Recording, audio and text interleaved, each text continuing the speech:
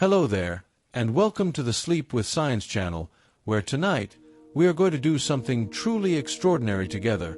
We are going to leave everything behind. The noise, the weight of the day, the endless turning of thoughts that keep you from the rest your body is quietly begging for. Tonight we are going to let all of that go, and in its place we are going to drift somewhere so vast, so breathtakingly immense, that your mind will have no choice but to soften, to open, and finally, gently to still. So find your position now. Let your shoulders fall away from your ears. Feel the surface beneath you holding your full weight, completely and without any effort on your part. You don't have to hold yourself together right now. You don't have to be anywhere. You don't have to do anything at all. Simply breathe. Slowly in and slowly out. And as you do, begin to imagine that the ceiling above you is dissolving. The walls of the room around you are growing thin, then transparent, then gone entirely. And what is left, what surrounds you now in every direction, is the universe itself. Dark, ancient, and impossibly, achingly beautiful. Above you, stars are burning. Thousands of them. Then millions. Then more than your mind can comfortably count, stretching outward in every direction across a canvas of perfect, silent black. The light reaching your eyes right now from some of those stars began its journey before human beings had ever looked up and wondered. Before language. Before memory. Some of that light left its source so long ago that the star itself no longer exists. It burned through its fuel, collapsed, and fell silent centuries or millennia before a single photon of its glow ever found its way to you. And yet here it is. Here you are, connected across unimaginable distance by something as simple and as profound as light. That is where we begin tonight. Because tonight's journey is built around a question. A question that has lived quietly at the edge of human imagination for as long as we have understood what light actually is. A question that scientists carry with them into laboratories and lecture halls and long, sleepless nights of their own. A question that feels almost too large to hold, and yet, somehow, also feels deeply, personally human. Because to ask it is to admit something beautiful about who we are. It is to admit that we are a species that looks at the stars and does not just wonder what they are. We wonder how we might one day reach them. Could we ever really travel faster than light? Let those words settle for a moment. Don't rush past them. Just let them rest in the air around you the way starlight rests on a still lake, glimmering, patient, and full of something that hasn't quite revealed itself yet. Because the question isn't just a scientific puzzle. It's a doorway. And tonight, together, we are going to stand in that doorway and look through it. Not with urgency, not with the frantic pace of a mind that needs answers right away, but with the slow, reverent wonder of someone who understands that some of the most nourishing things in life are the questions themselves. To understand why this question matters so deeply, you first have to feel the scale of what we are talking about. And I mean really feel it, not just think it, but let it move through you the way a deep, low note of music moves through a room, vibrating in places you didn't expect. Because the universe is not merely large. It is large in a way that resists every comparison we try to build for it. Every metaphor eventually breaks under the weight of the actual numbers. Consider this. The moon, that pale and faithful companion that has watched over every human civilization that has ever existed, sits roughly 239,000 miles from where you are lying right now. Light, traveling at its extraordinary speed of approximately 186,000 miles every single second, covers that distance in just over 1 second. One breath. One heartbeat. Gone. The sun, which pours its warmth across 93 million miles of empty space to warm your skin on a clear afternoon, receives that same light in only 8 minutes. 8 minutes for a journey of 93 million miles. And when you step outside on a summer morning and feel that warmth settling into your shoulders, You are feeling photons that left the surface of a star 8 minutes ago, traveling at the fastest speed that physics, as we currently understand it, allows anything to travel. Now hold that number. Hold that extraordinary, almost incomprehensible speed. And then consider that the nearest star beyond our own sun, a small, dim star called Proxima Centauri, sitting quietly in the constellation of Centaurus, is so far away that even light, moving at that breathtaking velocity every second of every minute of every hour, takes 4 years and 3 months to complete the journey. 4.2 light-years. And Proxima Centauri is, cosmically speaking, our closest neighbor. It is, in the grand geography of the universe, practically next door. Which means that if you were to send a beam of light toward Proxima Centauri right now, as you lie here in the dark, breathing slowly and softly, that light would still be traveling long after you have woken, lived your tomorrow, slept again, and carried on through seasons and years. The light you sent would still be moving through the dark when children had been born and learned to walk and begun to wonder about the stars themselves. That is how far away our nearest neighbor truly is. That is the scale of the ocean we are contemplating crossing. And yet, here is what makes the human spirit so quietly remarkable. We know this. We understand this distance in a way that no other creature on this planet appears to. We can calculate it, write it down, teach it to one another across generations. We know that the universe is so vast that even our fastest natural messenger, light itself, needs years to cross the smallest gaps between its islands of fire. We know all of this, and we still ask the question.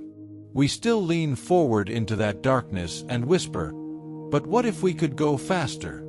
There is something in that impulse that deserves to be honored. Not just analyzed. Not just subjected to the cold and necessary rigor of physics and mathematics, though we will visit those places gently tonight. But genuinely honored. Because the desire to travel faster than light is not, at its heart, merely a technological ambition. It is a love letter to the stars. It is the same deep, aching tenderness that a person feels when they look at something unutterably beautiful and far away and feel the distance as a kind of longing. As a kind of grief, almost. The universe is so breathtaking. It is so endlessly, overwhelmingly full of wonder. And so much of it sits beyond any reach we currently possess. There are galaxies out there, entire galaxies, each containing hundreds of billions of stars, each of those stars potentially hosting worlds of their own, that are so far from us that the light we observe leaving them today began its journey before the Earth existed. Before our sun had even ignited. We are looking, when we point our telescopes at the deep edges of the observable universe, at a time so ancient it predates the ground beneath every grave that has ever been dug on this planet. We are receiving messages from before the beginning of everything we have ever known. And those galaxies, even traveling toward us in some cases, will never be reachable.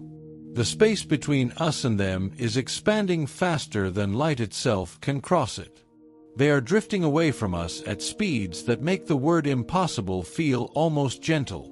This is the landscape we are resting inside tonight. This enormous, patient, ancient place. And within it, traveling at what feels to our human experience like inconceivable speed, light moves. Steady, unwavering, governed by rules so fundamental that they appear to be woven into the very fabric of what reality is made of. The speed of light, that number, 299,792,458 meters per second, is not simply the speed of one particular thing. It is something deeper than that. Something stranger and more intimate to the nature of existence than a simple measurement suggests. It is, as the physicist Albert Einstein came to understand in the early years of the 20th century, a kind of universal speed limit. Not a limit born of engineering or technology or a lack of sufficiently powerful engines. A limit built into the structure of spacetime itself. a limit that becomes more peculiar and more profound the longer and more carefully you sit with it. Because according to the framework of special relativity, that elegant, revolutionary, slightly unsettling theory that Einstein gifted to our understanding of the universe, the speed of light in a vacuum is the same for every observer, regardless of how fast they themselves are moving. Whether you are standing perfectly still in an empty field on a quiet night, or hurtling through space at half the speed of light in some imagined vessel of the future, if you measure the speed of a beam of light passing you, you will get the same answer. The same number. Every single time. That sameness, that absolute and unwavering constancy, is what makes the universe behave so strangely at extreme velocities. It is why time slows down for objects moving very fast relative to a stationary observer. It is why lengths contract in the direction of motion. It is why mass, or more precisely, the energy required to continue accelerating a massive object, grows without limit as that object approaches the speed of light. These are not theoretical curiosities waiting to be disproven. They are measured, confirmed, woven into technologies you interact with in your daily life.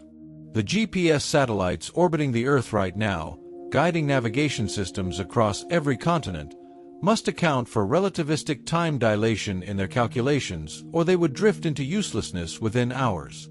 Einstein's universe is our universe. These are not the rules of some abstract blackboard exercise.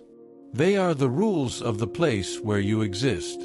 And so when we ask whether anything could ever travel faster than light, we are not simply asking whether we could build a bigger rocket.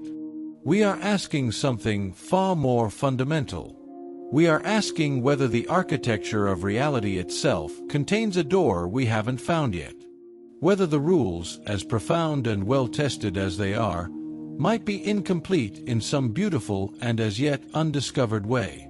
Whether the universe, in its quiet and incomprehensible vastness, might be holding something back from us, not out of cruelty, but the way a story holds back its most extraordinary moment, letting the tension and the wonder build slowly, patiently, until the reader is perfectly ready to receive it. And perhaps that is exactly where we are right now.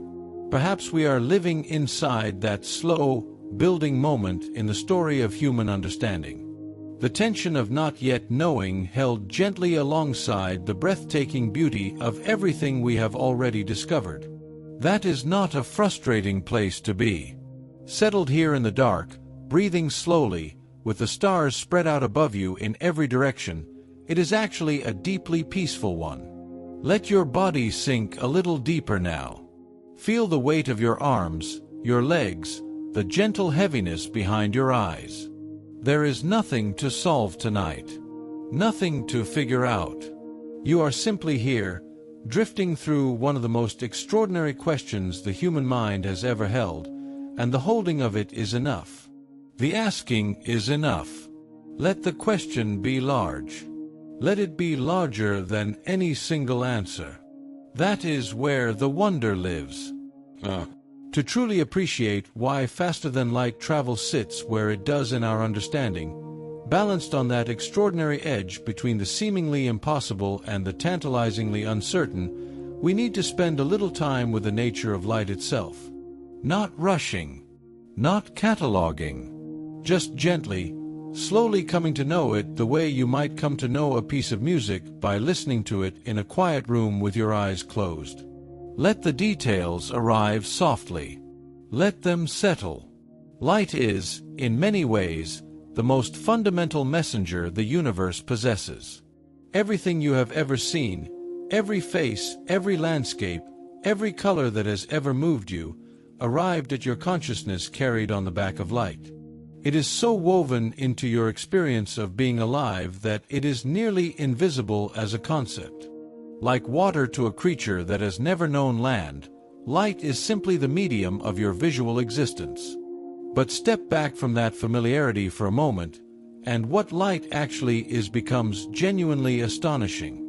Light is an electromagnetic wave, a self-sustaining ripple of electric and magnetic fields, oscillating together, each one generating the other, propagating through space without needing any medium to travel through. Unlike sound, which requires air or water or some other material to carry its vibrations from one place to another, light moves through the perfect emptiness of the vacuum with absolute ease. The silence between galaxies, that profound and total absence of matter that makes up most of the volume of the universe, is no obstacle to light at all. It crosses the void as naturally as breathing. And yet light is also, simultaneously, something else entirely.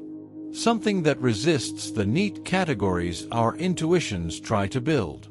In certain experiments, light behaves not like a wave at all, but like a stream of individual particles, discrete packets of energy called photons, each one carrying a precise and measurable quantity of energy determined by its frequency. A single photon of violet light carries more energy than a single photon of red light. A photon of X-ray radiation carries more still. These particles, these photons, have no mass. Not simply very little mass, no mass at all. And this is not incidental. This is precisely why they can travel at the speed they do. Here is one of the most quietly staggering things that Einstein's special relativity tells us about the universe. The speed of light is not something that massless particles like photons happen to achieve through some extraordinary effort. It is simply what massless things do. In the absence of mass, in a perfect vacuum, the natural state of a thing is to move at the speed of light. That is the default. It is objects with mass, objects like you, like the planets, like every ship and rocket humanity has ever built, that are the unusual ones. We are the ones swimming upstream against the grain of spacetime, requiring energy to move at all, requiring ever-increasing energy to move faster, constrained by our very substance from ever reaching the speed that a photon achieves simply by existing. Breathe that in for a moment. You are, right now, moving more slowly than light, not because of any failure or limitation of technology, but because you are made of something. Because the atoms that compose your body, the molecules that make up the cells of your skin and your bones and the quiet chambers of your heart, have mass. And mass and the speed of light exist in a relationship that is, under the physics we currently understand, one of fundamental incompatibility. The closer a massive object gets to light speed, the more energy is required to push it faster. Not linearly, not proportionally, exponentially, cataclysmically. To actually reach the speed of light, a massive object would require an infinite amount of energy. And infinite energy does not exist in any practical or even theoretical reservoir available to us. So the wall is real. It is not a wall of ignorance or of insufficient engineering. It is a wall written into the equations that describe reality at its most fundamental level. And yet, and here is where the night deepens, where the darkness around you seems to lean in just slightly, as if the universe itself is listening, the story does not end there. Because the same framework of physics that builds this wall also contains, embedded within its own structure, certain possibilities. Certain strange and delicate corridors that appear, at least at first glance, to offer something that looks almost like a way around the wall rather than through it. Not a violation of the rules, but a reading of them so careful, so precise, so attentive to what they actually say rather than what we assumed they meant, that entirely new possibilities begin to emerge from the mathematics like shapes appearing slowly in the dark as your eyes adjust. And that distinction, between breaking the rules and finding what the rules actually permit, is one of the most beautiful and important distinctions in all of science. Let yourself rest even more deeply now. Feel the breath moving through you like a slow tide, in and out. The weight of your body perfectly supported. The darkness around you warm and familiar. There is no hurry here. The universe has existed for 13.8 billion years, and it is in absolutely no rush tonight. Neither are you. Let the thoughts that drift through simply drift. You don't need to hold them. You don't need to follow them. Just let this voice, and the slow turning of these ideas, be the only current you are moving with. One of the first and most important of these strange corridors appears not in some exotic or fringe corner of theoretical physics, but right at the heart of Einstein's own work. Not special relativity this time, but its magnificent and more complex successor, general relativity. Published in 1915, a full decade after special relativity reshaped our understanding of space and time, general relativity expanded the conversation in a direction that still feels almost too beautiful to be science. It feels more like poetry written in the language of mathematics. Where special relativity dealt with objects moving at constant velocities through flat spacetime, general relativity introduced something far more radical. It proposed that spacetime itself, the four-dimensional fabric in which all of existence is woven, is not flat at all. It is curved. It bends and warps in response to the presence of mass and energy. What we experience as gravity is not a force pulling objects together across space, as Newton described it, but the curvature of spacetime itself guiding objects along the paths that matter has carved into the fabric of reality. The Earth orbits the Sun not because the Sun is pulling it with invisible fingers across empty space, but because the Sun's enormous mass has curved the spacetime around it, and the Earth is following the natural contour of that curve the way a marble rolls around the inside of a bowl. This is already extraordinary enough. But the implications go further, much further, because if spacetime is a fabric, something with geometry, something that can bend, then in principle, that fabric can do more than simply curve gently around massive objects. In principle, it can be stretched, compressed, folded. And if that is true, then the question of faster-than-light travel begins to look subtly different than it did before. Because special relativity's speed limit applies to objects moving through spacetime. It says nothing at all, about the behavior of spacetime itself. There is no law in general relativity that prevents space from expanding or contracting at any rate whatsoever. And we know this is not merely a theoretical abstraction, because we have observed it directly. The universe itself is expanding. The vast distances between galaxy clusters are growing not because those galaxies are moving through space away from each other, but because the space between them is stretching. The fabric is growing. And in the earliest moments after the Big Bang, this expansion happened at a rate so extraordinary that it is described by cosmologists as inflation, a period during which the universe expanded by a factor so incomprehensibly large that regions of space were effectively separating from each other faster than light could travel between them. Faster than light could travel between them. And yet no law of physics was violated, because the light was not failing to keep up with something moving through space.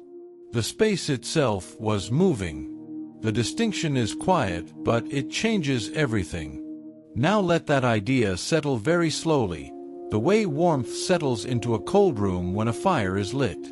Don't reach for its implications yet. Just feel the shape of it.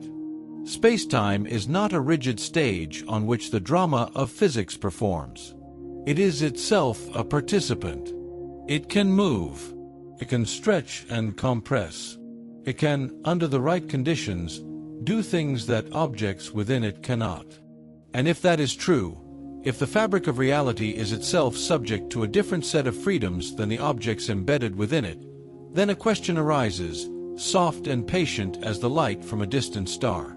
What if, instead of accelerating a spacecraft through space to reach a distant destination, you could move the space itself?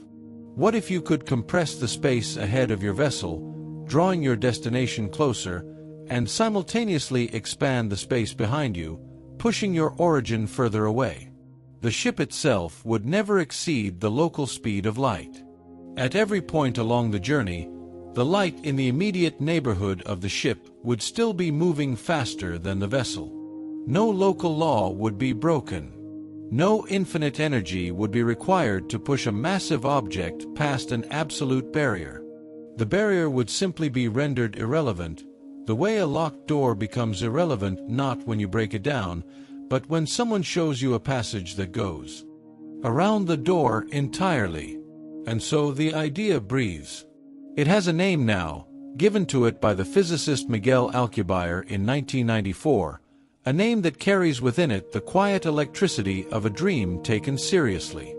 A warp drive.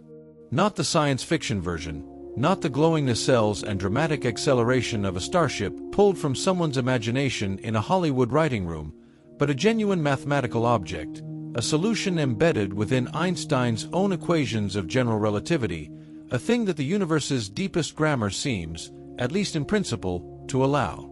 You do not need to ask permission from the laws of physics for this idea. You only need to ask whether it is possible to arrange the conditions it requires, and that question, even now, is one that certain very serious people are still carefully, quietly asking.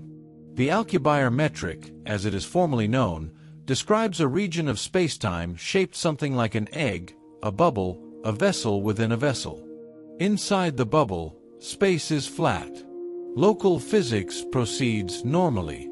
A traveler resting within that interior would feel no acceleration, no crushing force, no distortion of their immediate world.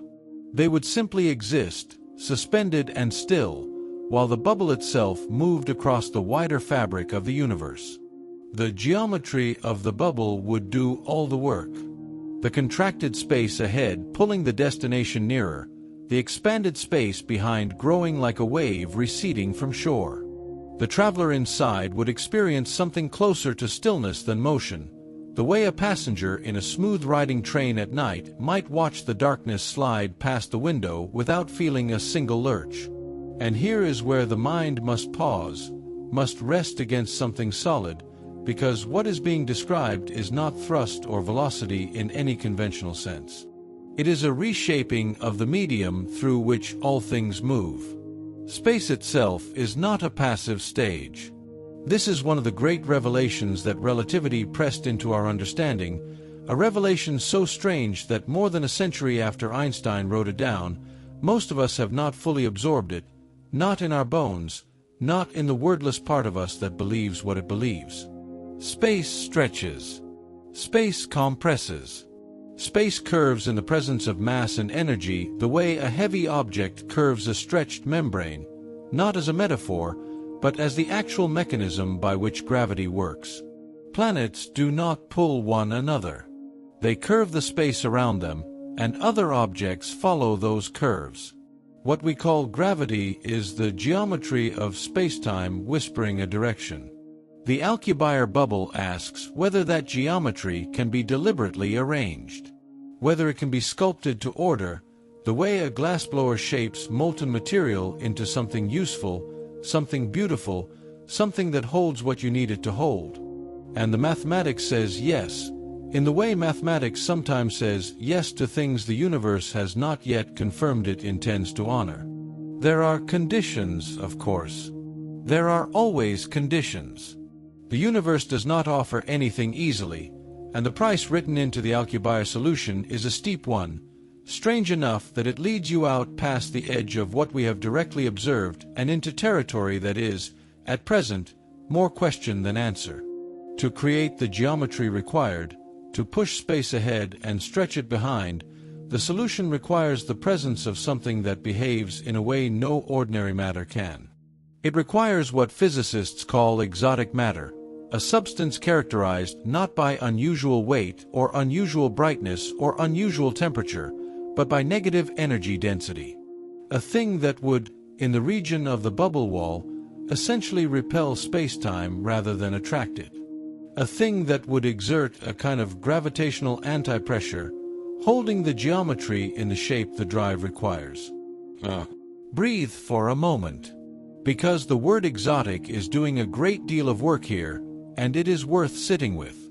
Exotic matter is not a fantasy, not simply a placeholder name scientists use when they want something to exist. There are real phenomena in the universe that hint at something like it. The Casimir effect, first predicted in 1948 and confirmed experimentally not long after, describes a measurable force that arises between two uncharged metal plates held close together in a vacuum. Quantum mechanics requires that even empty space is not truly empty. It seethes with virtual particles, with fluctuations of energy constantly arising and vanishing at scales too small to see. When two plates are placed very close together, certain wavelengths of these fluctuations are excluded from the space between them, while the space outside the plates remains full of all wavelengths. The result is a slight pressure difference, a force pressing the plates together, a force that has been measured in laboratories, a force that emerges from the energetic structure of what we thought was nothing. And within that narrow space between the plates, there exists, by some interpretations, a region of energy density that is negative relative to the surrounding vacuum. Not nothing, less than nothing. A below zero of energy, a thing the universe appears willing to allow in very small, very controlled circumstances. This is where the trail grows faint, where the light you are following becomes a glow rather than a beam, a suggestion rather than a certainty. The Casimir effect produces negative energy densities in amounts so vanishingly small, in regions so impossibly thin, that the leap from there to a functioning warp bubble seems less like an engineering challenge and more like being handed a single grain of sand and asked to construct a cathedral. And yet the grain exists. The universe did not have to permit even that. The fact that it does, the fact that the mathematics of quantum fields allows for regions where energy dips below the baseline of empty space, is not nothing. It is, in the careful language of physics, a proof of concept written at the smallest possible scale. A whisper that the door, however narrow, however distant, is not simply a wall painted to resemble one. There is a number that was calculated, in the years following Alcubierre's original paper, that tends to silence rooms when it is spoken aloud. The amount of exotic matter required to sustain a warp bubble of even modest size, by the original 1994 formulation, was estimated to be on the order of the mass-energy equivalent of an entire planet. Not fuel in the conventional sense. Not something to be burned or consumed, but a quantity of negative energy so vast that it dwarfs anything humanity has ever assembled, ever imagined assembling, ever gestured toward in even the most ambitious engineering proposals ever written. The mass of Jupiter, expressed as exotic matter, held in precise geometric configuration around a bubble of flat spacetime, maintained against the tendency of the universe to relax back into its ordinary shape. And so for years, the Alcubierre drive lived where many beautiful ideas live when they outpace the material world. It lived in papers, in seminars, in the quiet conversations of physicists who found it too elegant to dismiss and too demanding to pursue. It became a kind of landmark in theoretical space, the way certain mountain peaks become landmarks not because anyone expects to reach them tomorrow, but because their existence on the horizon changes how you understand the shape of the terrain. Then, in 1999, a physicist named Harold White began looking more carefully at the geometry of the bubble itself. And he found something that the original formulation had not fully explored. The shape of the warp field, it turned out, was not fixed. It was a variable. And by adjusting that shape, by oscillating the field rather than holding it static, by choosing a different geometric profile for the bubble wall, the energy requirements could be reduced. Not slightly, dramatically. The numbers that emerged from the revised calculations were still large by any ordinary standard, but they had moved from the territory of impossible fantasy into the territory of merely extraordinary challenge. White's work suggested that with the right field geometry, the exotic energy requirement might be brought down to something closer to the mass of a spacecraft itself, or perhaps even less. This is the nature of the problem at this edge of physics. The equations are real. The revisions are real. The debates about those revisions are real, and they continue, and they are conducted by people who have spent their careers learning the precise grammar of spacetime. There is no consensus yet. There is no agreement on whether the optimizations hold under full scrutiny, whether additional constraints from quantum field theory would reassert the enormous energy costs, whether the bubble would be stable over the duration of a journey, whether a signal could even be sent to the front of the bubble to navigate, given that nothing inside the flat region can outpace the bubble wall moving through space outside it. These are not small concerns. They are deep, structural questions about whether the idea, however mathematically permissible in one framing, survives contact with the full complexity of what the universe actually is. And this is perhaps the right place to simply be still with the strangeness of the situation. Because what is happening here, what has been happening in these papers and revisions and quiet laboratory conversations, is something genuinely rare in the history of human thought. A civilization is doing the mathematics of escape in advance of the technology. We are calculating the geometry of a journey we cannot yet take, to destinations we cannot yet reach, using concepts that stretch our best understanding of reality almost to its breaking point. And we are doing it carefully, methodically, without fanfare, mostly. In journals that most people will never read, in offices lit by the ordinary light of ordinary afternoons, people are asking whether the stars are reachable not in the distant poetic sense, but in the precise, quantified, equation-level sense. There is something in this that deserves more than admiration. It deserves a kind of reverence. Because the universe did not promise us any of this. It did not promise that its laws would be elegant, that its geometry would be curious rather than simply obstructive, that the same equations governing the fall of an apple in an English garden would eventually suggest, buried in their deepest implications, a mechanism by which something might move between the stars without violating a single fundamental rule. The universe offered no such guarantee. And yet here the mathematics sits, patient and strange, waiting to be understood more fully, waiting for the next revision, the next insight, the next person who looks at the shape of the bubble and sees something that everyone before them slightly missed. The stars are approximately where they have always been. Proxima Centauri, the nearest of them beyond the Sun, hangs in the southern sky at a distance that light itself requires more than 4 years to cross.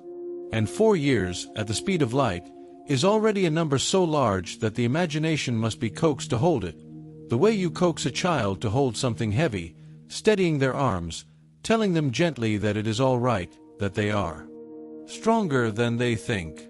4 light years, 25 trillion miles, give or take, expressed in a unit of measurement so large it has no comfortable analog in human experience.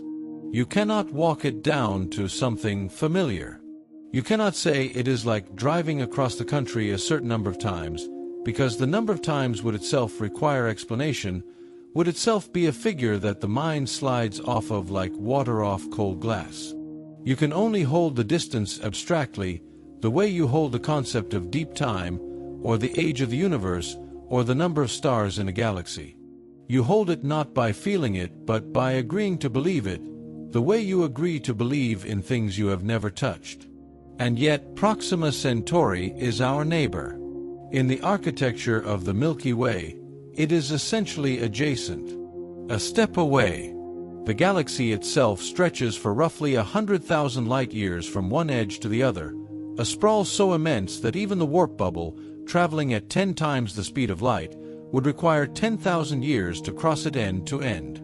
The galaxy contains somewhere between 200 billion and 400 billion stars, each of them a sun, many of them almost certainly accompanied by worlds, by the silent procession of planets moving in their long ellipses around a point of light. The numbers accumulate past the point of comprehension, past the point of awe even, into a kind of white silence where the mind simply rests and accepts that the universe is larger than its own capacity to imagine it. And beyond the Milky Way, the Andromeda Galaxy hangs in the autumn sky, visible to the naked eye on clear nights as a faint smudge of light, so faint that you sometimes see it better by not looking directly at it, by letting it fall on the peripheral part of the retina where the eye is more sensitive to dim things. That smudge is 2.5 million light-years away. It contains perhaps 1 trillion stars. It is falling toward us, drawn by the mutual gravity of two enormous systems of stars and gas and dark matter, and in approximately 4.5 billion years, the two galaxies will begin to interpenetrate, their stars passing through one another in a slow, majestic collision that will last hundreds of millions of years, reshaping both galaxies into something new, something without a familiar name. This is the scale against which the question of faster-than-light travel must ultimately be held. Not the scale of a mission to Mars, not the scale of a journey to the outer planets, not even the scale of a voyage to the edge of the solar system, where the sun shrinks to a bright point among many bright points and the long silence of interstellar space begins. The question is about crossing the distances between stars, between galaxies, between the scattered islands of light that constitute everything we have ever been able to see. And the honest answer, the answer that sits at the center of all the mathematics and all the theory and all the careful, patient work of the physicists, is that we do not yet know whether those crossings are possible. We know they are not forbidden in every conceivable way. We know the universe has left, in its equations, certain narrow openings that imagination and mathematics have begun to explore. But we do not know if those openings lead anywhere real. Not yet. What we do know is something quieter, and perhaps more beautiful. We know that the universe has, repeatedly and without obligation, turned out to be more permissive than we expected. Again and again in the history of science, there have been moments when a boundary believed to be absolute was revealed instead to be a limitation of perspective, a wall that was less a wall than a turn in the corridor. The sound barrier was believed, for a time, to represent a genuine physical limit, a point beyond which a vehicle could not pass without tearing itself apart. The mathematics of shock waves seemed to confirm it. And then the mathematics was understood more fully, and the aircraft were designed more carefully, and the barrier dissolved not into nothing but into a different kind of challenge, a challenge of engineering rather than principle. The comparison is imperfect, as all comparisons across such different scales must be. The speed of light is not the sound barrier. The reasons it resists being exceeded are deeper, more structural, woven more thoroughly into the fabric of what space and time actually are. But the pattern is worth noticing. The pattern of human understanding discovering that the map it drew was smaller than the territory. That the universe, interrogated patiently, tends to reveal more room than was initially apparent. There is a phrase that appears in the writing of certain physicists when they discuss these questions, a phrase that carries within it the precise mixture of humility and ambition that the subject seems to require. They speak of ideas being not yet ruled out. It is a careful phrase. It does not promise. It does not celebrate. It simply notes that the door has not been closed, that the examination is ongoing, that the universe has not yet returned a definitive answer. Not yet ruled out. In the economy of scientific language, where certainty is rare and precision is everything, those three words contain a remarkable amount of hope. Not the loud, impatient hope of someone waiting for a result they feel certain is coming, but the quieter, more durable hope of someone who has learned to find meaning in the open question itself. The hope that lives not in the answer, but in the sustained willingness to keep asking. And in the long history of our species looking upward, that particular kind of hope has proven to be among the most generative forces we possess. Consider for a moment what it means to live in the specific era that we inhabit. Not in the abstract sense of appreciating modern conveniences, but in the deeper sense of recognizing what questions are newly askable, what territories of understanding have only recently been opened to serious exploration. A century ago, the general theory of relativity was barely a decade old. The concept of other galaxies beyond the Milky Way had not yet been confirmed. The universe was believed to be static, neither expanding nor contracting, simply existing in a kind of eternal, unchanging present. Edwin Hubble had not yet turned his telescope toward the smudged lights at the edge of visibility and measured in their colors the proof that they were receding, that the universe was growing, that the space between things was itself stretching outward in all directions from every point simultaneously. That discovery, the expansion of the universe, arrived in 1929, and it changed everything. It changed not just what we knew, but the kind of thing we were capable of knowing. It revealed that the universe had a history, that it had been smaller once, that there was a moment, however difficult to conceptualize, before which the word before may not have had any meaning at all. It introduced the idea of deep cosmic time in a way that even geology and evolutionary biology had not fully prepared us for, because those disciplines deal in billions of years, but still within the context of a universe that was simply assumed to be eternal, assumed to be the container rather than the content. Hubble's observation removed the container. It revealed that the universe itself was a thing that had come into being, that was evolving, that had a direction even if that direction was not toward anything we could name. And then, in 1998, something stranger still. Two independent teams of astronomers, studying a particular kind of supernova that burns with a consistent and therefore measurable brightness, discovered that the expansion of the universe was not slowing down. It was accelerating. The galaxies were not just moving apart. They were moving apart faster and faster, driven by something embedded in the structure of space itself, something that pushed outward against gravity, something that had no agreed-upon name for a while and was eventually given the placeholder title of dark energy, a name that describes our ignorance more honestly than it describes the thing itself. We do not know what dark energy is. We know that it constitutes approximately 68% of the total energy content of the universe. We know it is causing the accelerating expansion we measure. We know that in the very far future, billions and billions of years from now, the galaxies beyond our local group will recede so quickly that the light they emit will never reach us, that the observable universe will shrink to a lonelier and lonelier island of light surrounded by an unreachable dark. This is the universe we are asking our questions inside of. Not a static backdrop. Not a stage of fixed dimensions. A dynamic, expanding, accelerating structure whose geometry is shaped by forms of matter and energy that we cannot see, cannot touch, cannot yet fully explain, and that between them constitute the overwhelming majority of everything that exists. The ordinary matter, the atoms and molecules and stars and planets and people, the things that glow and can be weighed, amount to approximately 5% of the total. 5%. Everything we have ever seen, ever studied, ever built instruments to examine, represents 1/20th of what is actually there. The rest moves through us and around us and past us without leaving a trace we can currently detect, without interacting with the instruments we have built to listen for it. To sit with that number honestly is to feel the ground shift slightly beneath your understanding. Because it means that the universe we have been describing, the one made of light and mass and the forces between them, is in some sense a thin, bright skin on something much larger and much stranger. It means that our most successful theories, the ones that have allowed us to build satellites and map genomes and model the behavior of stars, are theories of the minority.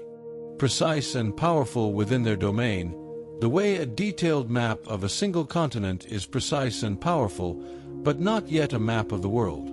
And it is in this context, against this backdrop of layered unknowns, that the question of faster-than-light travel takes on a different texture. Because the question is not being asked into a universe we fully understand and have found no room within. It is being asked into a universe that is, by any honest accounting, still mostly mystery. A universe in which the familiar is the exception. In which the things we cannot see outweigh the things we can by a ratio so lopsided it should, if we let it, permanently revise our confidence in what we think we know. And so we return, as we must, to the question itself. Not as a fantasy. Not as a thought experiment borrowed from fiction and dressed in the language of science. But as a genuine inquiry, held carefully, the way you might hold something fragile and luminous and not entirely understood. Can anything move faster than light? The short answer, the one that lives at the surface of the question, is no. And that answer is not wrong. It is simply incomplete in ways that matter. Because what physics actually says, when you follow it carefully into its own interior, is something more nuanced and more interesting than a simple prohibition. What physics says is that nothing with mass can be accelerated to the speed of light. Not slowed near it. Not held at it. Accelerated to it. The distinction is quiet, but it carries weight.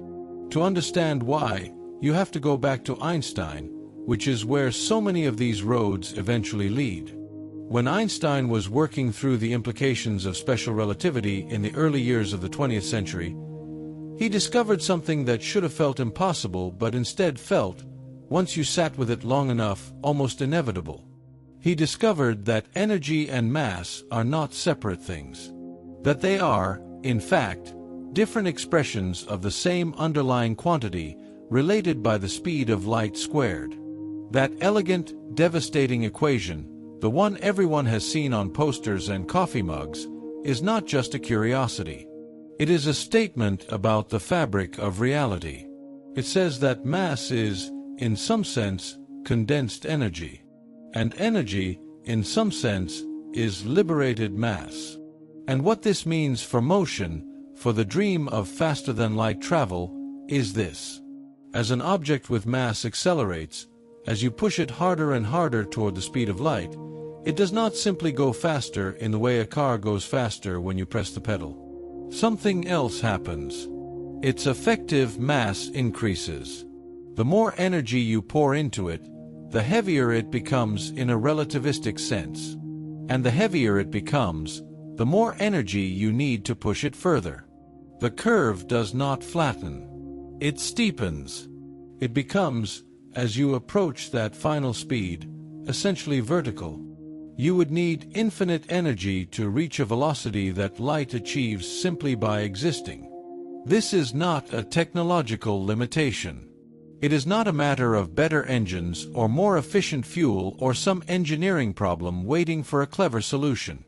It is a structural feature of the universe as we currently understand it. Mass and the speed of light are incompatible at the level of mathematics itself. The barrier is not in our rockets. It is in the geometry of spacetime. And yet the universe is full of exceptions that were not predicted until someone looked carefully at the corners of the theory and found something breathing there. Because special relativity governs objects moving through spacetime. It says very precise and very powerful things about how those objects behave. But it says something slightly different, and this is where the conversation begins to shift, about spacetime itself. Spacetime, the fabric that those objects move through, is not subject to the same speed limit. It does not have mass in the ordinary sense. It is not a thing traveling through itself. It is the medium. And the medium, as we know from even the earliest moments of the universe, can expand at rates that leave the speed of light far behind. In the first fraction of a second after the Big Bang, during the period physicists call inflation, the universe is believed to have expanded by a factor so enormous, so geometrically staggering, that regions of space which had been in contact, which had shared energy and information, were suddenly separated by distances light could never bridge in the lifetime of everything that followed. The cosmic microwave background, that faint and ancient warmth that still fills the sky in every direction, bears the fingerprints of this expansion.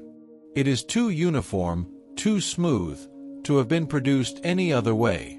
The only explanation that fits the evidence is that the fabric itself stretched faster than the signal that moves through it. This is not a violation of special relativity. Einstein's framework is not broken by inflation. It is simply operating in a different register. Special relativity governs the behavior of things within spacetime. General relativity, the broader and more majestic theory that grew from it, describes how spacetime itself curves and moves and, under the right conditions, expands. And in general relativity, the universe is not just permitted to expand faster than light. The evidence strongly suggests that it already did, and that in the regions beyond our observable horizon, the most distant shores of what can even in principle be detected, it is still doing so right now. Which means that if faster-than-light travel were ever to be achieved, it would almost certainly not look like accelerating a ship to prohibited speeds. It would look like something else entirely.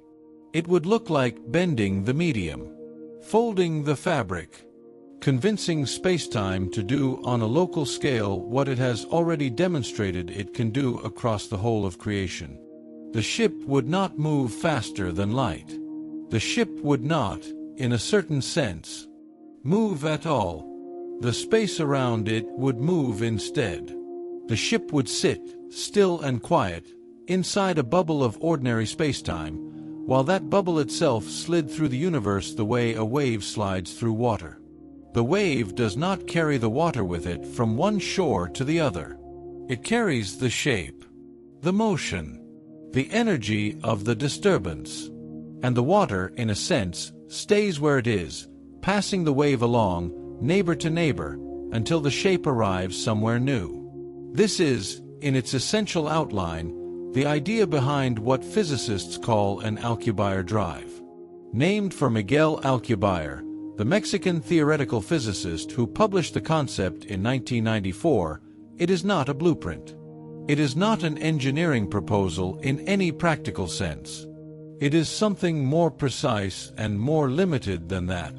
It is a proof of mathematical consistency, a demonstration that general relativity, the same framework that describes black holes and the bending of starlight and the slow drift of galaxies, does not forbid this kind of motion in principle.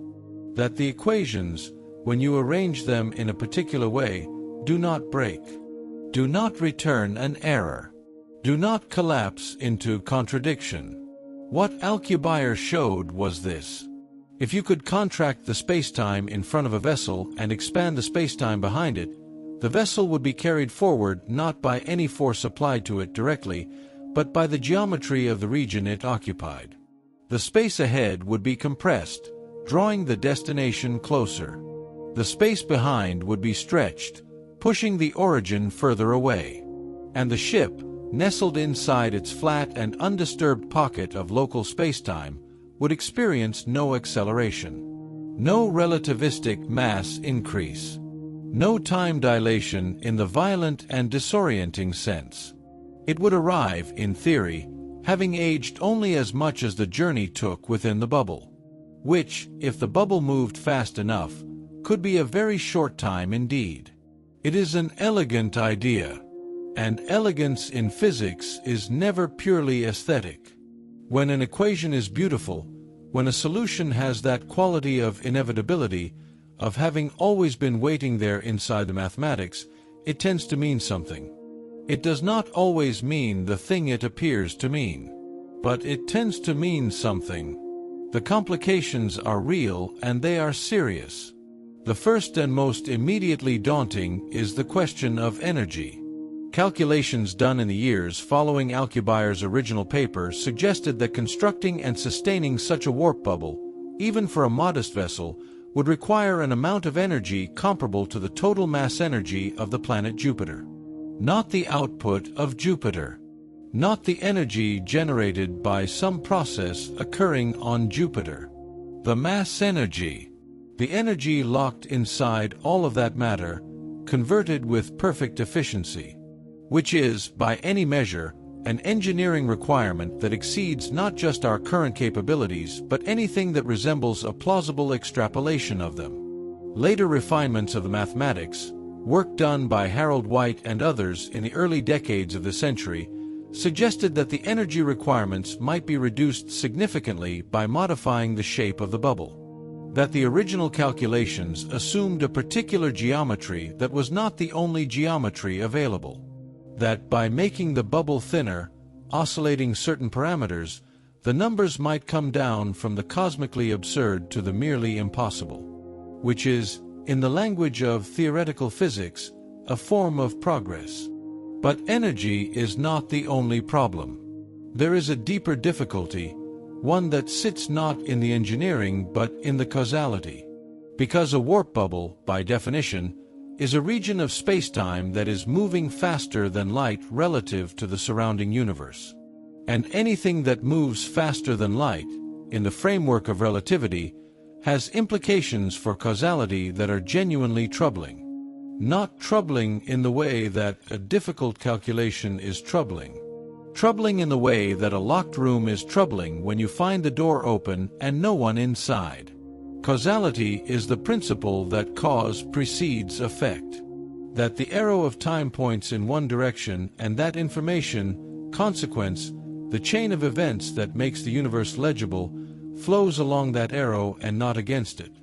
Faster than light communication, faster than light travel, in certain configurations, under certain conditions that the mathematics does not easily forbid, can be arranged into sequences that allow an effect to precede its cause.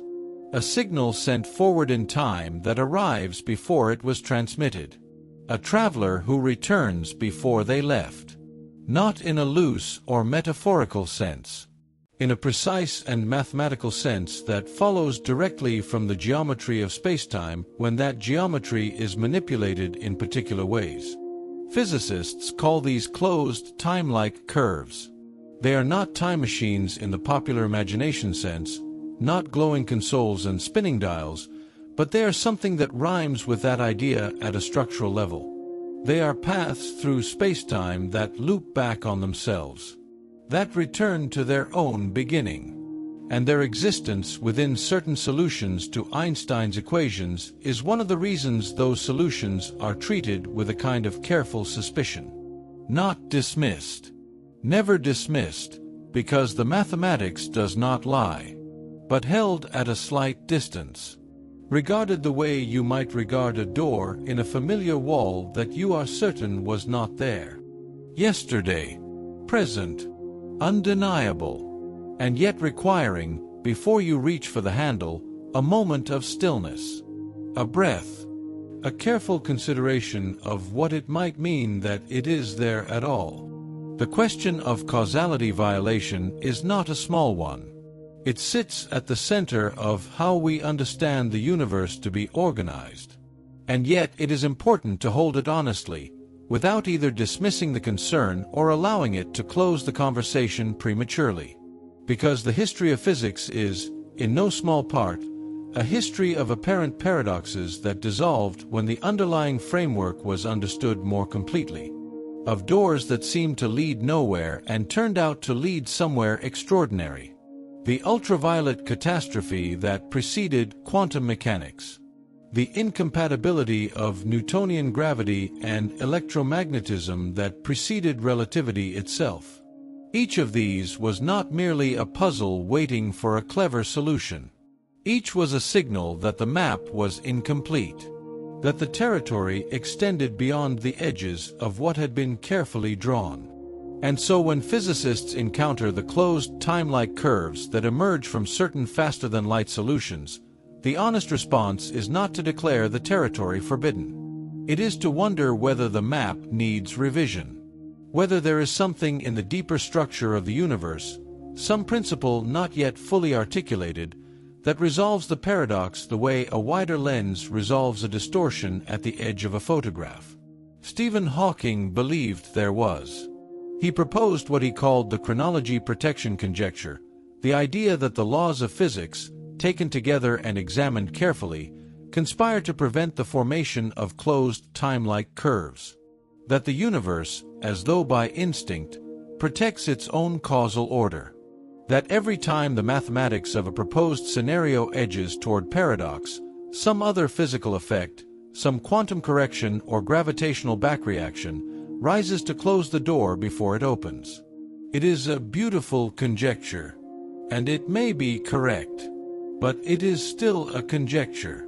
It has not been proven. It rests on intuition and on partial results, on the behavior of quantum fields in curved spacetime that we can model but not fully solve. Hawking himself described it with characteristic precision as strongly suggested by the evidence but not yet established. Which means it remains, for now, an open question. A door that has not been confirmed locked. Only one that we have not yet found a way to open. There is another thread worth following here, quieter than the Alcubierre drive, but in some ways more unsettling. It concerns something called quantum entanglement, a phenomenon so strange, so resistant to ordinary intuition, that Einstein himself refused for years to accept its implications. He called it spooky action at a distance, and the name has endured because it captures something true about the quality of the strangeness. When two particles become entangled, when they interact in such a way that their quantum states become correlated, something remarkable happens.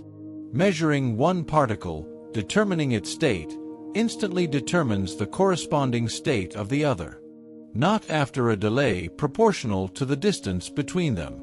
Instantly. Regardless of whether they are across a laboratory or across a galaxy. This has been tested. Rigorously. Repeatedly.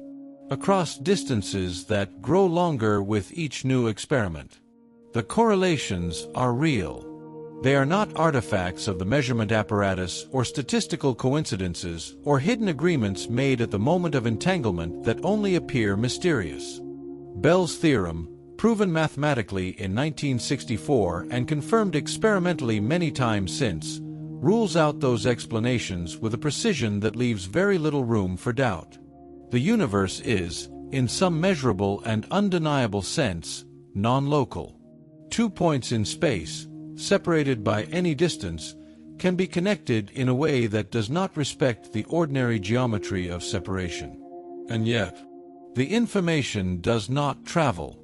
This is the crucial distinction, the one that preserves relativity and keeps causality intact, at least for now.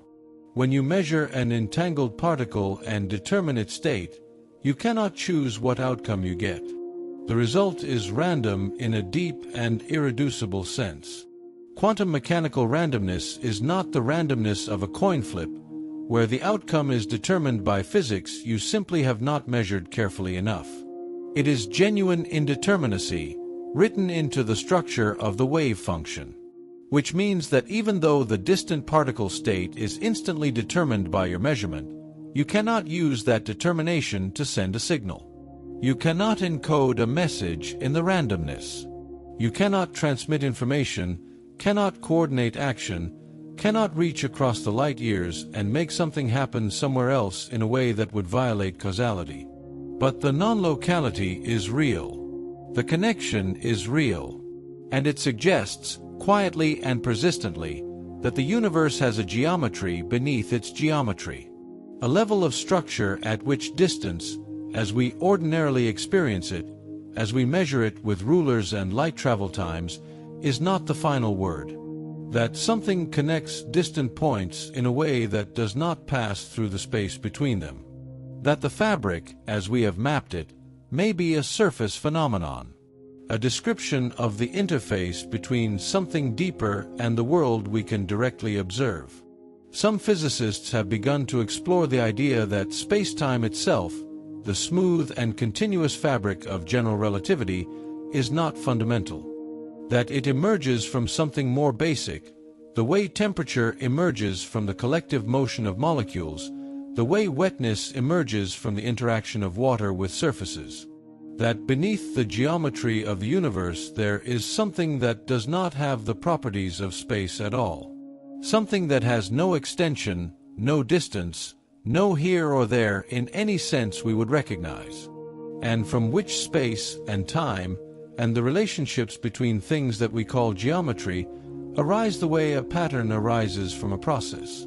The way music arises from vibration. Present and real and structured, but not itself the deepest level of what is happening. This idea goes by several names in different corners of theoretical physics. In some approaches it is called emergent spacetime. In others it is connected to the holographic principle, the remarkable conjecture that the information content of a volume of space can be fully encoded on the boundary surface surrounding it. Like a three-dimensional image pressed into 2 dimensions without losing anything essential. The holographic principle emerged from work on black holes, from attempts to reconcile general relativity with quantum mechanics at the extreme conditions of an event horizon. And it has grown, in the decades since, into something much larger. Into a suggestion that the dimensionality of the universe itself may be, in some precise technical sense, a kind of projection. There is a version of this idea called the ER equals EPR conjecture, proposed by Juan Meldacena and Leonard Susskind in 2013. ER refers to Einstein-Rosen bridges, the formal name for wormholes, those hypothetical tunnels through spacetime that connect distant regions the way a fold in a piece of paper connects two points that would otherwise be separated by the full length of the sheet.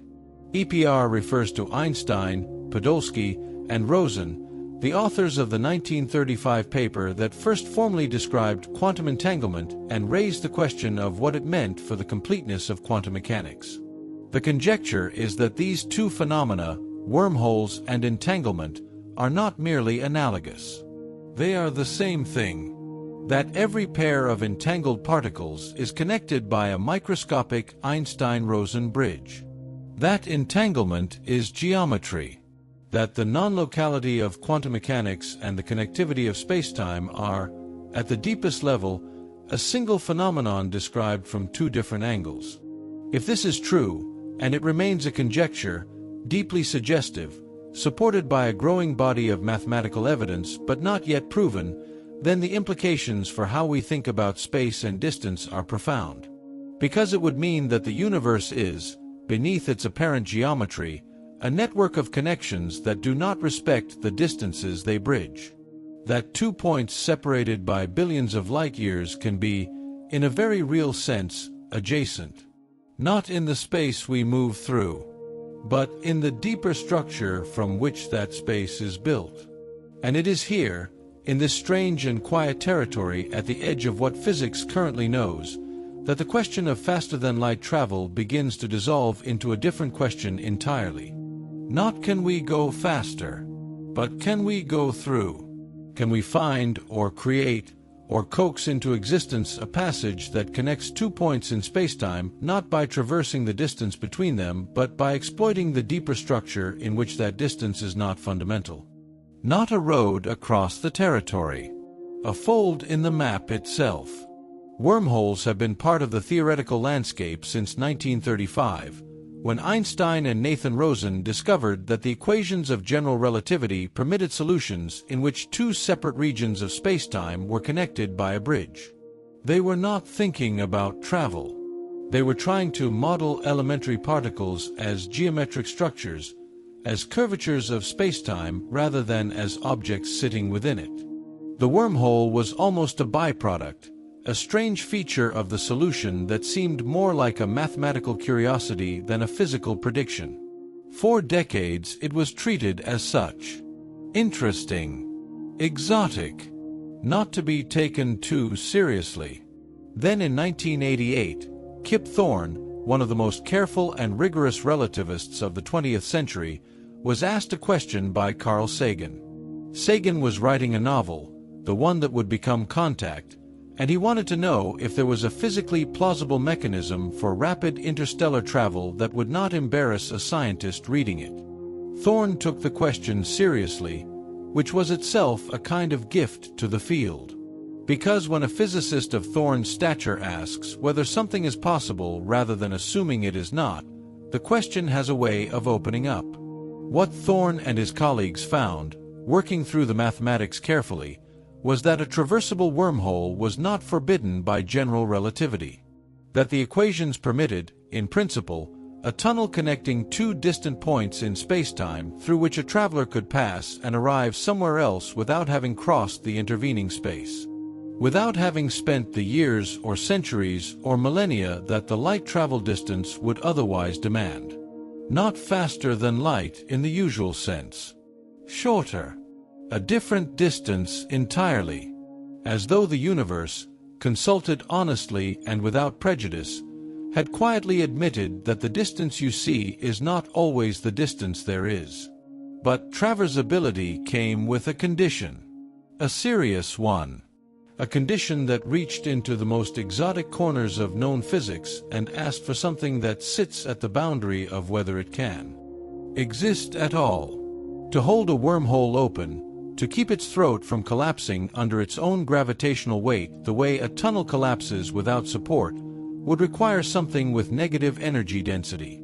Matter, or something that behaves like matter, that instead of curving spacetime inward the way all ordinary mass does, curves it outward, away from itself, repulsively. We call it exotic matter, and the name alone should tell you something about the nature of the problem. Not rare matter, not dense matter, not strange matter in the technical particle physics sense, though that too is a remarkable thing. Exotic, a word we reserve for things that live at the outermost edges of what our equations permit and what our instruments have never cleanly touched. In the everyday world, energy is positive. Mass is positive. You cannot hold something in your hands and feel it pushing the universe away from itself. Every stone, every breath of air, every photon streaming down through the atmosphere on a warm afternoon carries positive energy density. It bends spacetime the way a heavy body bends a stretched fabric, downward, inward, toward itself. This is the grammar of gravity. This is what general relativity has always said, and what every experiment we have ever conducted has confirmed, again and again, with extraordinary precision. But quantum mechanics, that other great architecture of reality, the one that governs the very small, does something unusual near boundaries, near surfaces, near edges and walls and the membranes between regions of space. It whispers about vacuums that are not quite empty, about fields that fluctuate, about energy that, under very specific and carefully arranged conditions, can dip below the 0 point, can become, in a technical and measurable sense, negative. This is the Casimir effect, and it is not theoretical. It has been measured in laboratories. Two uncharged metal plates, placed extraordinarily close together, separated by distances measured in nanometers, distances smaller than the wavelength of visible light, experience a force drawing them toward each other. Not because of any classical interaction, but because the quantum vacuum between them is slightly more suppressed than the vacuum outside them. The region between the plates excludes certain wavelengths of vacuum fluctuation. The energy density in that narrow gap is, in a meaningful sense, lower than the energy density of empty space, which means it is, in a certain technical reading, negative. The universe allows this, in small amounts, in carefully constrained geometries, over distances that make the gap between two atoms look vast by comparison. And here is where the grandeur of the wormhole question collides with the humility of the Casimir experiment. To hold open a traversable wormhole, to keep its throat stable against the crushing pressure of spacetime wanting to collapse it, you would need exotic matter distributed across the structure in quantities so enormous, so cosmically vast, that the Casimir effect as we have ever measured it isn't even a distant cousin to the solution. It is a single candle flame being asked to illuminate a galaxy.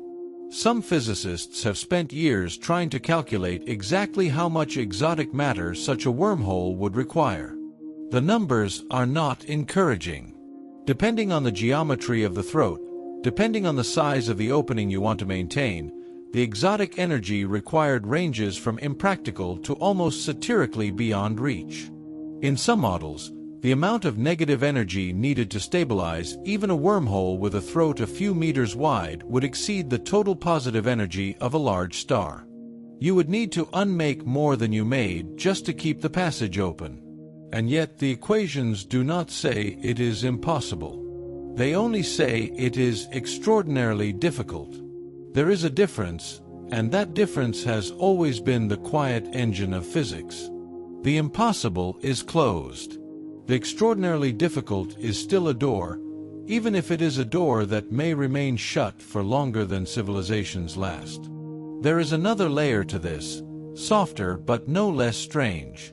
Even if you could gather exotic matter in the necessary quantities, even if you could arrange it perfectly around the throat of a wormhole and hold it there, the wormhole itself would likely be violently unstable. The moment you sent anything through it, a signal, a particle, a traveler, the perturbation might be enough to trigger a runaway collapse. The throat, so carefully balanced between expansion and implosion, might vanish in an instant. Less than an instant. Faster than the information about the traveler's arrival could even propagate through the structure. Some researchers have proposed that quantum effects would actually destroy a traversable wormhole before it could ever be used. That the very act of opening it to the outside universe would flood it with radiation, with vacuum fluctuations, with the quantum noise of reality itself, and that noise would feed back through the throat in a catastrophic loop, sealing it forever. It is a kind of cosmic irony. The same quantum mechanics that hints at the possibility of exotic matter also carries within it the seeds of the wormhole's destruction.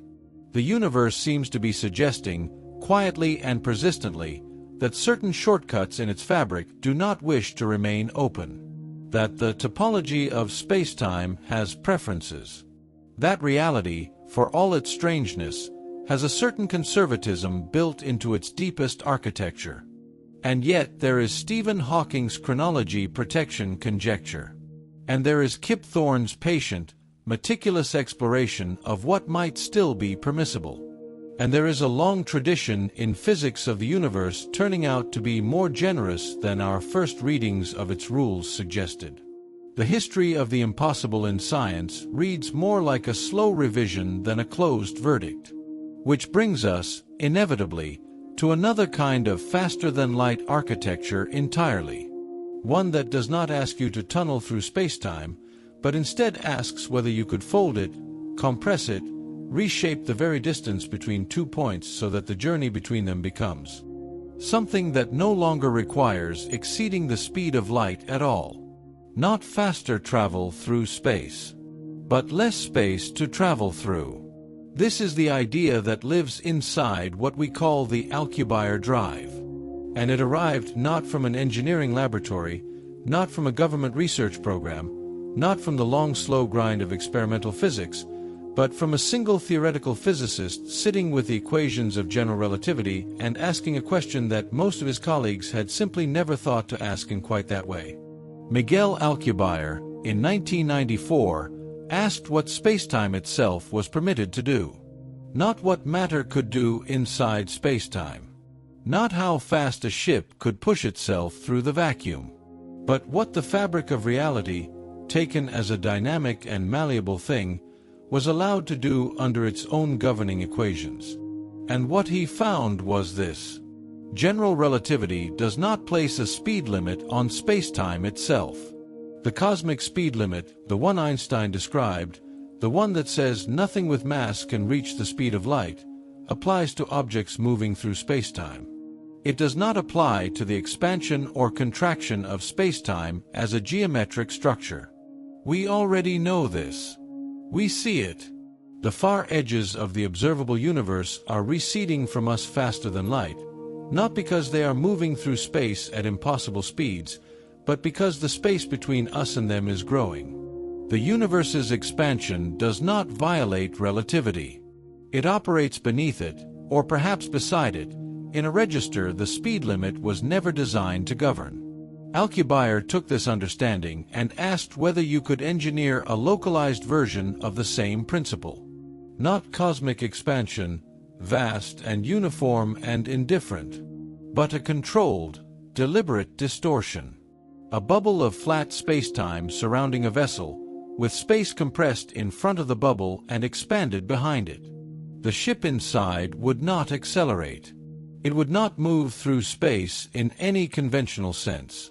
It would simply sit still, at rest within its little envelope of flat geometry, while the spacetime around it did the moving. The destination would come closer not because the ship traveled toward it, but because the space between the ship and the destination was actively contracting. The origin would fall away not because the ship left it behind, but because the space behind was expanding, gently and continuously, like a wave retreating from a shore. In this model, the ship experiences no acceleration, no crushing g-forces, no time dilation, at least not within the bubble itself.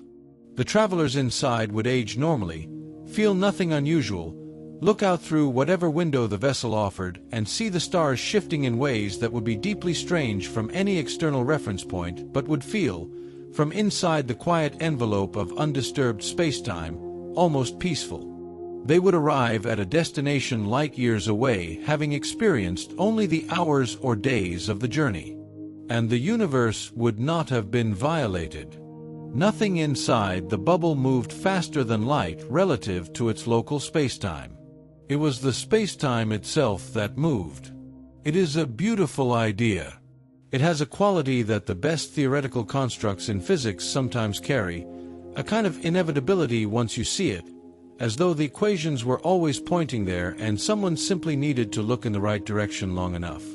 But beauty in physics is not the same as feasibility. And the Alcubierre metric, as it is formally called, carries within it difficulties that echo, with a certain melancholy familiarity, the same difficulties that haunted the wormhole. Because to create this bubble, to actually warp spacetime in the precise geometry Alcubierre described, with compression ahead and expansion behind, would require exotic matter. Negative energy density, distributed in a specific shell around the vessel. The same phantom ingredient that no laboratory has ever produced in anything approaching meaningful quantities. The same substance that the universe seems to offer only as a whisper, a hint, a narrow and fragile trace in the gap between two metal plates held impossibly close together. And the quantities required are, once again, staggering. Early estimates suggested you would need a mass of exotic matter comparable to the mass of Jupiter, but with negative energy. Negative Jupiter.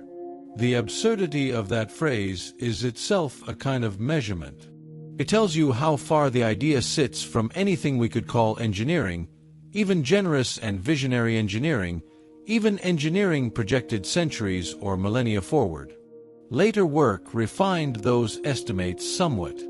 Harold White, working at NASA in the early years of this century, proposed modifications to the shape of the warp bubble that might reduce the exotic matter requirement significantly. Thicker shells, different geometrical configurations, optimizations that the original paper had not considered. His calculations suggested the required negative energy might be reducible to amounts that were still unimaginably large by human standards, but were at least theoretically less than a planetary mass. The physics community received these refinements with cautious interest and a great deal of skepticism, as it should. Reducing an impossibility by several orders of magnitude still leaves you, in practical terms, somewhere in the vast territory between deeply improbable and nowhere near achievable. There are other problems too. Problems that go beyond the question of exotic matter.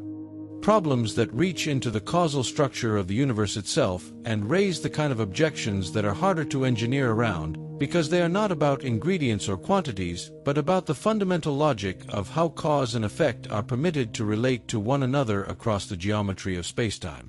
Because here is something that the Alcubierre drive shares with the traversable wormhole, something that both of these constructs carry as a kind of shadow passenger, quiet and difficult to dismiss. Both of them, if they could be made to work, would function not merely as faster-than-light travel but as time machines. Not metaphorically. Not in the loose poetic sense in which we sometimes say that looking at distant stars is looking back in time. But literally, in the strict mathematical sense that emerges directly from the structure of special relativity. This is not a new observation. It was understood almost immediately after theorists began seriously examining these metrics. If you can move between 2 points in space faster than light, then in certain reference frames, you arrive before you left. Not before you left in the sense of a long journey feeling short. Before you left in the sense that the event of your departure and the event of your arrival, when mapped onto the coordinate systems of observers moving at different velocities through spacetime, can exchange their temporal order. What was cause becomes effect. What was departure becomes arrival, and the sequence that the universe uses to enforce the direction of time, the arrow that prevents a broken glass from reassembling itself, the arrow that keeps memory pointing only toward the past, that arrow bends. The implications are not merely philosophical. They have names. The grandfather paradox, which most people have encountered in some form, is the most famous. If you travel back in time and prevent your own existence, then you were never born to make the journey, which means the journey never happened, which means the prevention never occurred, which means you were born after all. The loop closes on itself and refuses to resolve. The paradox is not just a curiosity. It is a signal from the equations that something, somewhere, is being asked to do something the universe may not permit. Stephen Hawking thought about this carefully. He thought about it for years, and what he proposed, in the form of the chronology protection conjecture, was that the laws of physics themselves conspire to prevent the formation of closed time-like curves. That whenever you push spacetime geometry toward a configuration that would allow travel into the past, quantum effects flood in and destroy that configuration before it can be completed. The vacuum fluctuations we spoke of earlier, those ghostly oscillations of the quantum fields that permeate all of space, would amplify catastrophically near any structure that threatened to become a time machine. The energy density would diverge. The geometry would collapse. Reality, in a sense, would defend itself. Hawking called this conjecture rather than theorem because he could not prove it from first principles. It remains unproven. There is no rigorous mathematical demonstration that chronology is always protected.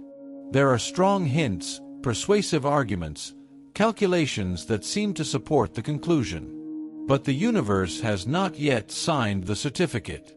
The door remains, technically, ajar. And this is part of what makes faster-than-light travel such a peculiar subject to sit with in the deep quiet of a late night. It is not cleanly impossible. It is not the way perpetual motion is impossible, ruled out by thermodynamics with a finality that leaves no room for interpretation. It lives instead in a stranger territory, a territory where the equations offer you a shape, a geometry, a mathematical object that seems to describe what you want, and then surround that object with conditions so severe, so exotic, so resistant to any known process of manufacture, that the gap between the description and the reality feels almost infinite. And yet not quite infinite. Because infinite would be simpler. Infinite would let you rest. What you are left with instead is a kind of permanent almost. A horizon that the physics lets you approach, but that recedes, subtly and persistently, each time you reach toward it. Every time a calculation reduces the exotic matter requirement, another calculation identifies a new instability.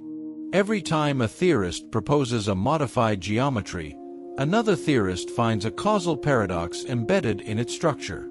The universe seems to be engaged in a long and patient conversation with our ambitions, and the conversation never quite ends, and its conclusion never quite arrives. There are physicists who believe the answer is simply no. That the universe is telling us, in the only language it knows, which is the language of mathematics made real by experiment, that faster-than-light travel is not available to any civilization at any level of technological sophistication. That the light barrier is not an engineering problem but an ontological one. A feature of reality so deep that no amount of cleverness or exotic matter or topological manipulation will ever reach beneath it. And there are physicists who believe the conversation is still open, who point to the history of physics as a record of humanity repeatedly discovering that what seemed impossible was merely unimagined, who note that we have been wrong before about the edges of the possible, spectacularly and productively wrong, in ways that eventually gave us technologies that would have seemed like pure mythology to the people who lived before them. Both positions are held by serious people. Both are informed by genuine engagement with the mathematics. And neither can be fully dismissed, because the universe has not yet given us the experiment that would settle the question. We are still waiting, still watching, still sending our equations out into the dark like signals toward a shore we cannot yet see. And perhaps that waiting is itself a kind of answer. Not the answer we wanted. Not the clean resolution that closes a chapter and lets the mind settle. But an answer nonetheless. One that says the universe is under no obligation to be navigable. That its scale is not an invitation but simply a fact. That the distance between stars is not a problem waiting to be solved, but a condition waiting to be accepted, or not accepted, depending on what kind of species we turn out to be. And yet we keep asking. That too is a fact about the universe in its way. Because we are part of the universe. Our questions are the universe's questions, folded back on itself through the strange recursion of consciousness. When a physicist sits alone with a legal pad and a failing pen and writes out the metric tensor of a warp bubble, the cosmos is, in some sense, interrogating its own permissions, asking itself what it allows, checking its own rules with the only instrument subtle enough to read them, which is a mind that emerged from the same physical processes the rules govern. There is something worth dwelling on in that. Something that the pace of ordinary life rarely leaves room to feel properly. We are made of the same atoms that were forged in the cores of stars that died before our sun was born. The calcium in the long bones of the body, the iron moving quietly through the blood, the carbon that forms the backbone of every molecule in every cell, none of it was made here. All of it arrived from somewhere older and more violent. From the interior of stellar furnaces that burned for millions of years and then released their contents in the long slow dispersal of a dying star, or in the sudden catastrophic light of a supernova that briefly outshone entire galaxies. We are the universe thinking about itself. And what we are thinking about, in this long and sleepless meditation, is whether we can cross the distances that separate the places where the thinking happens. Whether the atoms that were once inside one star can ever reach the neighborhood of another in any time frame that a conscious being would call a lifetime rather than a geological epoch. The honest answer, the one that the physics gives us when we read it without wishful distortion, is that we do not know. We know the barriers are real. We know the speed of light is not merely a technological ceiling but something closer to a structural feature of how space and time relate to each other. We know that the shortcuts our mathematics describes require ingredients we cannot produce and geometries we cannot stabilize.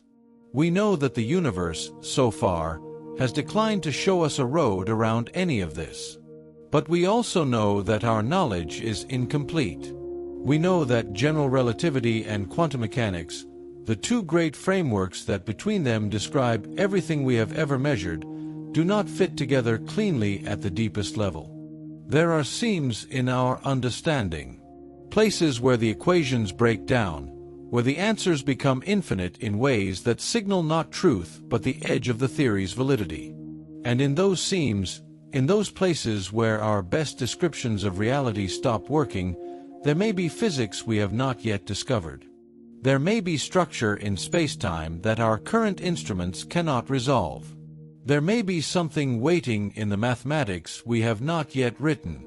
This is not optimism in the casual sense. It is not wishful thinking dressed in the language of science. It is the recognition, earned through the history of physics itself, that our map of reality has been redrawn before and will almost certainly be redrawn again. Newton's mechanics were not wrong, exactly. They were incomplete. They described everything accessible to 17th century instruments with extraordinary accuracy. And then instruments improved, and observations accumulated, and the incompleteness revealed itself in the small residual errors that Newtonian gravity could not explain. And from those small errors, patiently studied over decades, came relativity. came an entirely new geometry of reality that contained the old one as a special case and opened vistas of understanding that Newton could not have imagined. We may be in an analogous position now, sitting inside a framework that is enormously powerful and enormously accurate within its domain, but that contains somewhere within it, hidden in some residual error we have not yet measured precisely enough to notice, the seed of something larger. Something that changes the shape of the question. Not necessarily something that makes faster-than-light travel easy or even possible, but something that changes what we mean when we say impossible, the way relativity changed what we meant when we said simultaneous. The stars are still there, of course. Through all of this, through every equation and every conjecture and every late-night calculation on a whiteboard in a university building where the hallways have gone quiet. They are burning in their slow hydrogen fires, indifferent to our theories about the distances between them. Alpha Centauri is 4 light-years away whether or not the Alcubierre metric is physically realizable. The Andromeda Galaxy is 2.5 million light-years distant whether or not exotic matter can be manufactured in sufficient quantities to hold a wormhole open. The universe does not adjust its geometry to match our ambitions. And there is a peculiar peace in that, if you let yourself feel it rather than resist it. A peace that comes not from resignation but from a kind of honest reckoning with scale, with the true proportions of things. With the fact that we live on a pale and luminous world orbiting an ordinary star on the outer edge of one spiral arm of one galaxy among 2 trillion others, and that from here, with the instruments we have built and the mathematics we have discovered and the patient centuries of looking upward that our species has accumulated, we have managed to understand something true about the shape of all of it. Not everything, not even most of it, but something, and something, when the alternative is nothing, is a kind of miracle. The question of faster-than-light travel is, at its deepest level, a question about belonging. About whether we belong to the universe in a way that permits us to move through it freely, or whether we belong to it in the way a tide pool belongs to the ocean, fully immersed, entirely subject to its conditions, beautiful within our boundaries but unable to cross them. Both kinds of belonging are real. Both have their own dignity. But we are the kind of creature that stands at the edge of the tide pool and looks outward, and the looking itself changes something about what it means to be contained. We have sent probes, small and valiant things, built from aluminum and gold foil and human ingenuity, launched on plumes of fire from a small blue world and aimed at the darkness between stars. Voyager 1 has been traveling for more than 4 decades and has only just crossed the boundary where our sun's influence gives way to the interstellar medium. At its current speed, it would take tens of thousands of years to reach the nearest star system if it were aimed in that direction, which it is not. It is drifting. A message in a bottle thrown into an ocean so vast that the concept of a shore becomes almost meaningless. And yet it is out there. That fact deserves to be felt for a moment before it is processed. A human-made object, assembled by human hands in human buildings on the surface of this planet, is moving through interstellar space right now, in this moment, as you breathe and the night settles around you and the stars burn overhead without knowing they are being watched. The universe did not make that happen. We did. And if we could do that, with the physics we had and the resources we had and the window of time we had, then whatever comes next is genuinely difficult to predict. Perhaps we will find, as our understanding of quantum gravity matures, that spacetime has properties at the Planck scale that change the topology of what is possible. Perhaps we will discover that certain configurations of energy and geometry, configurations we have not yet imagined, permit things that our current equations forbid. Perhaps the answer to faster-than-light travel is not in the warping of spacetime or the threading of wormholes, but in something so conceptually different from our current frameworks that it does not yet have a name. The history of physics is also a history of nameless things becoming foundational, of concepts that did not exist until they suddenly explained everything. Or perhaps the answer truly is no. Perhaps the light barrier is final. Perhaps the stars will remain, for any civilization anywhere in the universe, points of distant fire that can be reached only by slow ships over inhuman timescales, or not reached at all. Perhaps the universe is a collection of isolated islands of complexity, each one burning briefly in the dark, unable to speak to the others in any time frame that consciousness can hold. Perhaps loneliness is not a feature of our particular moment in history, but a feature of the cosmos itself. Even that, held quietly and without flinching, has a kind of grandeur to it. A universe that is mostly unreachable is still a universe. Its beauty does not depend on our ability to traverse it. The light from a star 400 light-years away is still light. It still travels for 4 centuries and arrives at your eye, and your eye still opens to receive it, and something in you still responds, some old and wordless part of the nervous system that has been looking at fire since before it knew what stars were. That response is real. The photon is real. The 400 years are real. None of it requires you to be able to go there. We are creatures of a particular scale, living at a particular moment, with a particular set of tools and a particular depth of understanding. We are not at the end of physics. We are not even sure we are near the middle. What we are is awake, here, asking questions in the dark, which is more than the universe was doing before we arrived. The speed of light stands. For now it stands. Unbreached by any ship, untricked by any geometry we can actually build, uncircumvented by any shortcut we can actually open. The cosmos holds its distances like a secret it has not yet decided whether to share.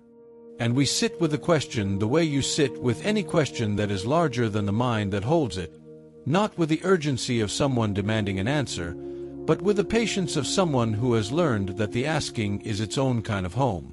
The stars turn slowly overhead. The light that left them years and decades and centuries ago continues to arrive, unhurried, at the speed the universe permits. And somewhere in a quiet room, on a small world that learned to wonder, the question drifts into the space between waking and sleep, where all the largest things eventually go. Where they float, neither answered nor abandoned. Only held.